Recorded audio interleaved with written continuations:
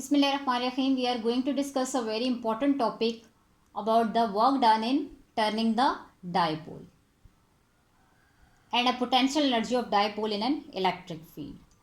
अब हम इस स्पेशल केस को डिस्कस करने से पहले हम ये बात पढ़ चुके हैं कि जब हम किसी भी डायपोल को किसी भी इलेक्ट्रिक फील्ड के अंदर प्लेस आउट करते हैं तो उस केस में जो टर्निंग इफेक्ट होता है वो टॉ के बराबर होता है and we already proved it. और वो हमारे पास क्या था, tau is equal to P cross E. ये लास्ट रिलेशनशिप जो हमने स्टडी किया था। अब हम इसी टॉपिक के एज ए स्पेशल केस में जो हमने वर्क डन को इलेक्ट्रिक फील्ड के अंदर रोटेट किया था और उस रोटेट करने में जितने हमें वर्क डन करना पड़ेगा उसको हम कैलकुलेट करना चाहते हैं। अब बेसिकली हम यहाँ पे ये कहते हैं कि वर्क डन जो हम वर्क कर रहे हैं and potential energy, these are the same things. देखें, अगर हम ये कहें कि the amount of work done in rotating or turning the dipole from one position to another in the field is known as potential energy of dipole. तो it means कि आपके पास work और जो potential energy है these are the same things. अब हम यहाँ ये कहना चाहते हैं और बेसिकली हम ये फाइंड आउट करना चाहते हैं कि जब हम डायपोल को किसी भी एक इलेक्ट्रिक फील्ड में प्लेस आउट करते हैं, ये इलेक्ट्रिक फील्ड हमारे पास इस डायग्राम में शो हो रही है and this is a uniform electric field, यानी we are taking the uniform electric field and which we have the equidistant lines and the strength of the E is same everywhere, therefore this electric field is known as uniform electric field. अब इसके अंदर हमने क्या किया है, we place a dipole which makes an angle theta naught. ये देखें, इसका इनिशियल एंगल जो है वो थीटा नॉट है। This makes an angle theta not with the electric field. यहाँ पे अगर आप इसको गौर से देखें तो ये जो डायपोल है ये इलेक्ट्रिक फील्ड के साथ थीटा नॉट का एंगल बना रहा है। अब हम ये कहते हैं कि this is the initial angle, इसको हम इनिशियल एंगल कहते हैं। Now we want to turn और rotate the dipole by doing work from initial angle theta naught to any final angle which is called the theta. अब हम इसको initial angle से rotate करवा के इसको हम इलेक्ट्रिक फील्ड के साथ एक और एंगल दे रहे हैं जो कि इसका फाइनल एंगल है, उसको हम थीटा के साथ रिप्रेजेंट करते हैं।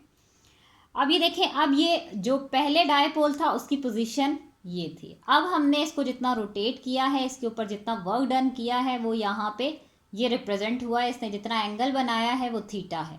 अब हम ये कहते हैं कि कितना डिस्प्लेस हुआ है अपनी इनिशियल पोजीशन से फाइनल पोजीशन पे। पहले ये थीटा नॉट पे था, अब ये थीटा है, तो इसने जितना एंगुलर डिस्प्लेसमेंट शो किया है वो हमारे पास आ जाता है d इंटू थीटा, यानी this is the angular displacement, it is represented with d theta.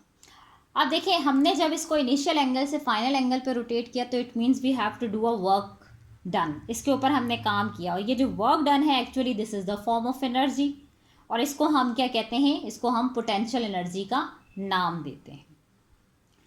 अब हम क्या करना चाहते हैं कि यहाँ पे हमने कहा है कि जो इसने एंगुलर डिस्प्लेसमेंट, ये जो d थीटा है, actually this angular displacement is very small, so for doing this जो वर्क डन होगा will also be a very small. ठीक है, इसके लिए जो काम करना होगा वो भी स्मॉल होगा, तो हम इसको रिप्रेजेंट करते हैं dw के साथ। तो mathematically if you want to write down the equation for the work done तो हमारे पास क्या होती है, इक्वेशन बन सकती है dw is equal to tau into d theta. Actually अगर हम वर्क डन को लीनियर फॉर्म में लें तो हमारे पास वर्क जो है दैट इज इक्वल टू क्या होता है, f dot d, but in this case we are talking about the rotational motion. So for rotational motion हमने ये कहा था कि हम लीनियर के लिए अगर फोर्स की बात करते हैं तो रोटेशनल के लिए हम टॉ की बात करते हैं, यानी टर्निंग इफेक्ट है तो हम टॉ लिखते हैं। अगर हम लीनियर के लिए डिस्टेंस की बात करते हैं that is the linear distance displacement, तो यहाँ पे हम रोटेशनल डिस्प्लेसमेंट की बात करते हैं तो हम इसको डी थीटा, ये जो बहुत स्मॉल है इसलिए हम इसको डी थीटा के साथ रिप्रेजेंट करते हैं। Now putting the value of tau from this equation to this equation, then the equation will become, हमारे पास क्या आ जाती है, P E sin theta into d theta। अब हम यहाँ से क्या करना चाहते हैं, वर्क डन को फाइंड आउट करना चाहते हैं, जो टोटल हमने वर्क डन किया है। उसके लिए हम इंटीग्रेट इसको करते हैं और लिमिट्स हम यहाँ पे लगाते हैं फ्रॉम इनिशियल टू फाइनल, यानी थीटा नॉट से थीटा हम लिमिट्स लेते हैं, into P sine theta into D theta होता है। अब यहाँ से जब हम इसको इंटीग्रेट करेंगे तो we will have the final equation that will be a p into minus cos theta. ये साइन थीटा में हमारे पास क्या होता है, इंटीग्रेशन में माइनस कॉस थीटा आता है, लिमिट्स आपके पास delta theta naught to theta है। जब हम इसको पुट करेंगे तो हमारे पास जो जनरल इक्वेशन आ जाती है वो आती है minus P into cos theta minus cos theta not. और अभी हम ये डिस्कस कर चुके हैं कि बेसिकली जो वर्क डन है एंड पोटेंशियल एनर्जी। अब वर्क डन करने के लिए हमें एनर्जी चाहिए होती है, वो अमाउंट ऑफ एनर्जी जो किसी बॉडी को, यानी यहाँ इसको डायपोल को टर्न करवा रही है by making an angle theta, तो उसके लिए हम क्या कहते हैं कि वो आपके पास पोटेंशियल एनर्जी है। तो हम वर्क को पोटेंशियल एनर्जी की फॉर्म में लिख सकते हैं, and this is equal to minus p E cos theta minus cos theta naught. अब ये हमारे पास क्या है, जनरल इक्वेशन है फॉर द पोटेंशियल एनर्जी। इसको हम इक्वेशन नंबर 1 का नाम देते हैं। अब हम यहाँ पे इस इक्वेशन के लिए एक स्पेशल केस कंसिडर करते हैं। अभी हमने ये बात कही कि अगर हमारे पास जो डायपोल है वो टर्न करता है by making an angle theta. अब अगर हम इस स्पेशल केस में ये कहते हैं कि हम जिस डायपोल की बात कर रहे हैं वो ऑलरेडी इलेक्ट्रिक फील्ड के साथ 90 के एंगल पे रखा है। यहाँ देखें, ये 90 का एंगल है थीटा, ये ई के साथ ये 90 का एंगल ऑलरेडी बना रहा है। और अगर हम उसको क्या करते हैं, टर्न करते हैं by making an angle theta, यानी हमारे पास इनिशियल यानी रेफरेंस एंगल 90 डिग्री है, यानी डायपोल पहले से 90 डिग्री पे था और हम उसको टर्न करके कोई एंगल दे रहे हैं जो कि थीटा है।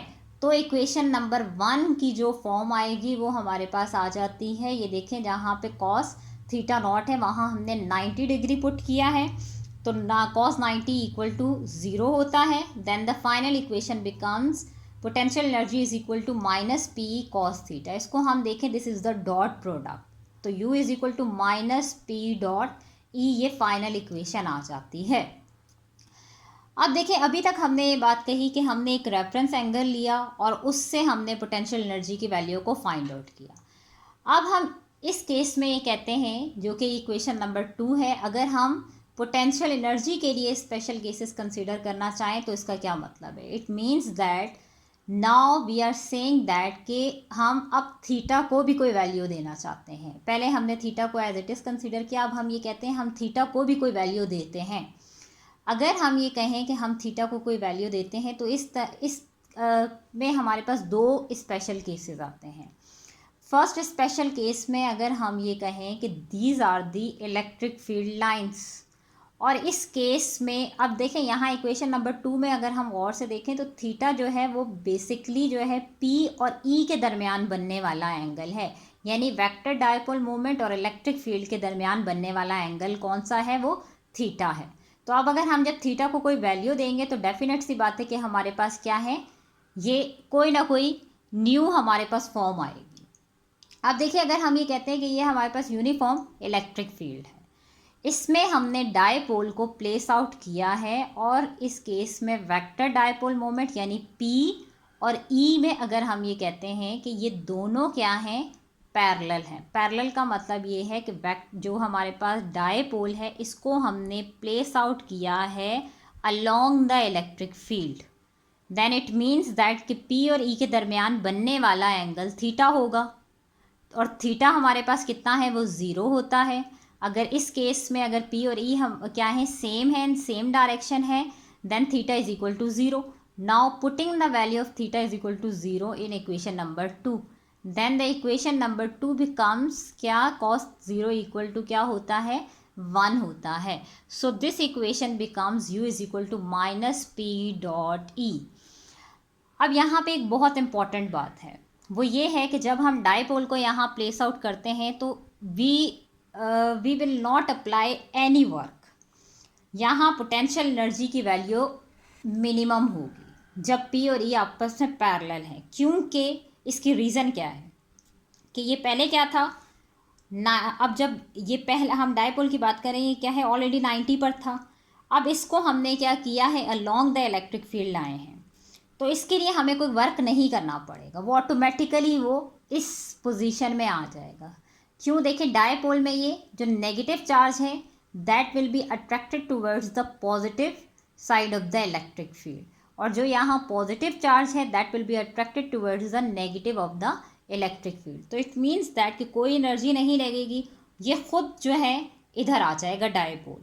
तो ये हमारे पास जो केस है, this is the case of the stable equilibrium. तो in this case we say that कि जो पोटेंशियल एनर्जी है, जब कोई एनर्जी नहीं लगानी पड़ेगी तो value of the potential energy is minimum when we are talking about the P and E are the parallel, जब आपके पास ये पैरेलल में है। अब हम अगर सेकंड केस लेते हैं और इसमें हम कहते हैं कि जो वेक्टर डायपोल मोमेंट है और इलेक्ट्रिक फील्ड है, these are in the anti parallel. ये देखें यहाँ आपके पास क्या है, पी की डायरेक्शन ये है और इलेक्ट्रिक फील्ड ये है, तो इट मीन्स कि they are making the angle of 180 degree.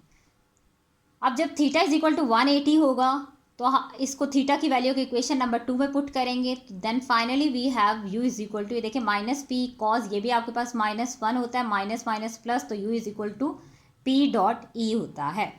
अब यहाँ देखें ये बहुत इंपॉर्टेंट बात है, यहाँ जो हमारे पास पोटेंशियल एनर्जी होगी that will be a maximum when we are talking about कि जब हम पी और ई को क्या करते हैं, एंटी पैरेलल रखते हैं यहाँ। अब इट मीन्स कि डेफिनेट सी बात है कि यहाँ हमें मैक्सिमम वर्क करना पड़ेगा। क्यों, हम पॉजिटिव को पॉजिटिव की तरफ और नेगेटिव को नेगेटिव की तरफ ला रहे हैं, तो इसके लिए हमें क्या होगा, ये दोनों एक दूसरे को रिपेल करेंगे, तो we are going to apply the energy and we are going to do a work. Then it means that कि इन दिस केस आपको क्या करना पड़ेगा, मैक्सिमम वर्क करना पड़ेगा। जब मैक्सिमम वर्क करना पड़ेगा, एनर्जी लगानी पड़ेगी, तो इस केस में जो एनर्जी होगी दैट इज़ मैक्सिमम, जब आपके पास वेक्टर डायपोल मोमेंट और इलेक्ट्रिक फील्ड क्या है, इन एंटी पैरेलल हैं, यानी दोनों ऑपोजिट डायरेक्शन में हैं।